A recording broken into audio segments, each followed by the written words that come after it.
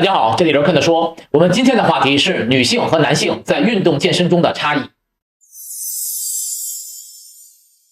这个话题的灵感来自于视频留言，很多小姐姐都会问到女性健身训练应该如何安排，什么是适合她们的训练方案。因此，今天我特别为各位小姐姐制作这期视频。尽管我频道的女性关注者只占11%，但是人民群众需要的就是我们乐意奉送的。视频将通过女性和男性身体比较的方式，将女性健身训练的问题讲个明白。女性和男性在健身训练方面，身体上的差异主要体现在3个方面。第一，激素分泌差异，与其相关的激素主要是睾酮、生长激素、胰岛素、胰岛素生长因子。我来一一比较一下。睾酮方面，女性的睾酮水平通常在15至70纳克每毫升，而男性在300至1000纳克每毫升。结论是，男性睾酮是女性的8至20倍。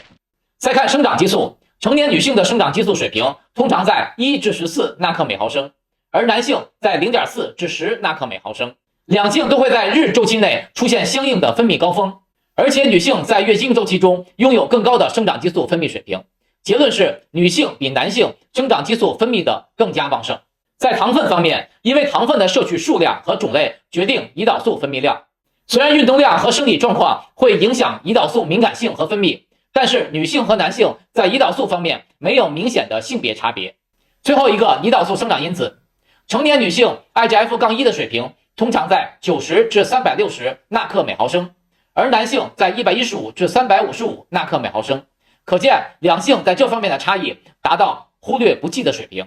通过以上4种激素分泌的比较，除了睾酮方面，男性具有压倒性的优势，其他激素分泌处于伯仲之间。睾酮决定肌肉的数量和强壮程度，这在睾酮的相关视频中我做过介绍。这就是男性肌肉多于女性肌肉，同时也是在运动表现方面男性优于女性的原因所在。第二，在肌肉力量方面，众所周知，女人的力量普遍小于男性，但是如果测算单位面积内肌肉的张力时，会发现女人和男人的肌肉力量是相似的，都是每平方厘米20至40牛顿。当然，经过训练的肌肉张力会增加，张力的大小差异来自于后天的训练。不过一个人怎么训练也超不过大猩猩，大猩猩的肌肉张力在200牛顿左右，所以大猩猩虽然没有人类高大，但是战胜人类是小事一桩。对于人类而言，可以简单的认为谁肌肉大谁就更有力量，这里没有男女之别。男性的肌肉体积普遍大于女性，力量大来自于肌肉体积大，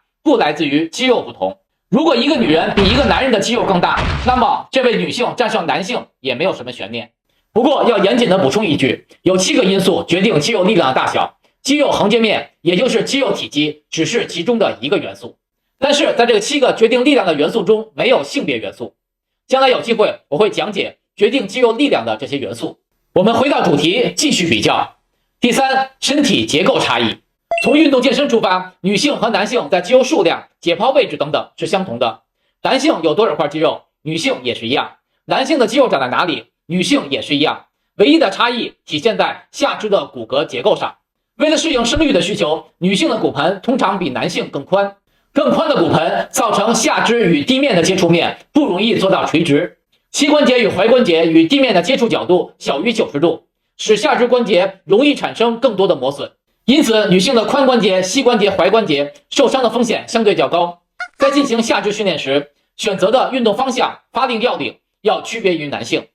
但是上肢骨骼没有明显的差异。除此以外，女性和男性的训练动作都是一样的，例如训练胸肌都是做卧推，训练腿部都是做深蹲，训练肩部都是做推举等等。其他方面，女性和男性的差异还体现在肺活量、心脏大小、脂肪分布的位置和数量、柔韧性以及饮食和营养方面需求的不同。不过经过理智思考会发现，这些方面都是可以通过训练、饮食、休息等手段改变的，不是不可跨越的鸿沟。了解了女性和男性的这些差异，问题就变得容易解决了，结论也就出来了。在训练方面，女性和男性是一样的，例如训练目标都是增加肌肉，那么无论是女性还是男性，都应该使用第5、6、7级别的训练动作，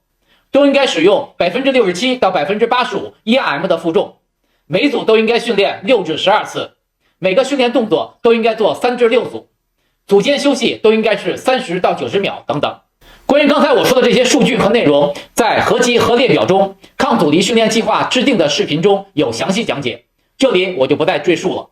当然，女性的下肢骨骼和男性不同，因此在进行下肢训练时，动作的发力方向要注意相关的安全问题。例如深蹲时，女性需要双脚占距更宽一些，跑步时膝盖弯曲的方向要朝向脚尖，这样可以补救髋关节的性别问题。按照上面的训练安排去训练，会不会变得比男性还强壮？断然不会。激素现状限制了女性肌肉发展的程度和速度，所以男人比女人肌肉大来自于睾酮，力量大来自于睾酮，基础代谢快不容易发胖还来自于睾酮。你就仔细找找，都和睾酮脱不开关系。男人们除了睾酮优势以外啥都没有，这也是很多人使用药物的原因。虽然不会训练不懂营养，但是食药以后好像很强，其实啥也不是。想让肌肉训练好，除了艰苦的训练，还需要更多的学习，更加用心，关注细节，